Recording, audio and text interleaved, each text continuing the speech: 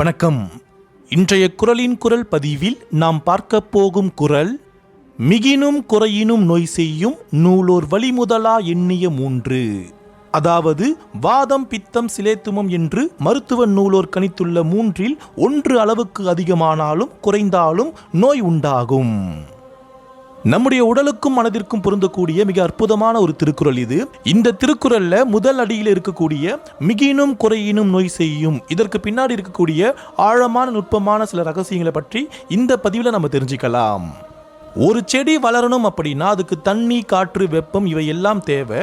அதே அந்த செடி வளரும் பொழுது அதிகப்படியான தண்ணி நாம் அதுக்கு ஊத்துறோம் அப்படின்னா அதுவே அந்த செடி அழியறதுக்கு காரணமா மாறிடும்.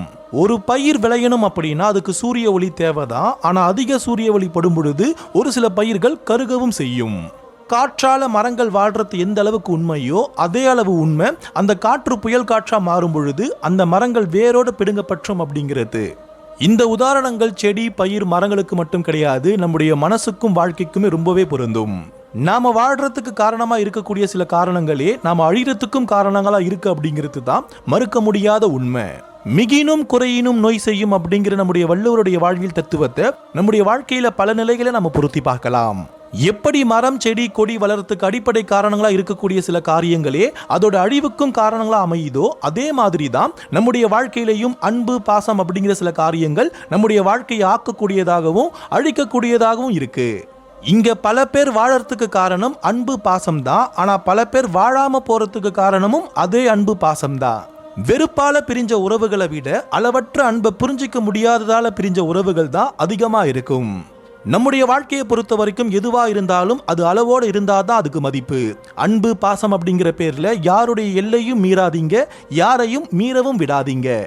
ஒரு உறவை நேசிக்கிறோம், அன்பு காட்டுறோம் அப்படிங்கிறது வேற.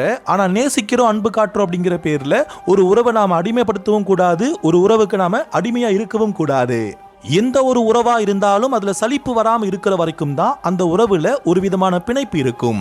அப்படி சலிப்பு வராம இருக்கணும் அப்படின்னா அந்தந்த உறவுக்கான எல்லையில நாம நிக்கணும். அன்புங்கிற பேர்ல நாம எல்லை மீறவும் கூடாது, மற்றவங்களையும் எல்லை மீறவும் விடக்கூடாது. அளவிற்கு மீறினால் அமிர்தமும் நஞ்சாகும் என்பது நம்முடைய முன்னோர்களின் முதுமொழி மட்டும் கிடையாது, அது நம்முடைய வாழ்க்கைக்கு பல காரியங்களை பொருந்தக்கூடிய மிக அற்புதமான ஒரு பழமொழி. உண்மையாவே ஒரு உறவை நீங்க நேசிக்கிறீங்க அப்படின்னா அவங்களுக்கான இடைவெளியை நீங்க நிச்சயம் கொடுப்பீங்க.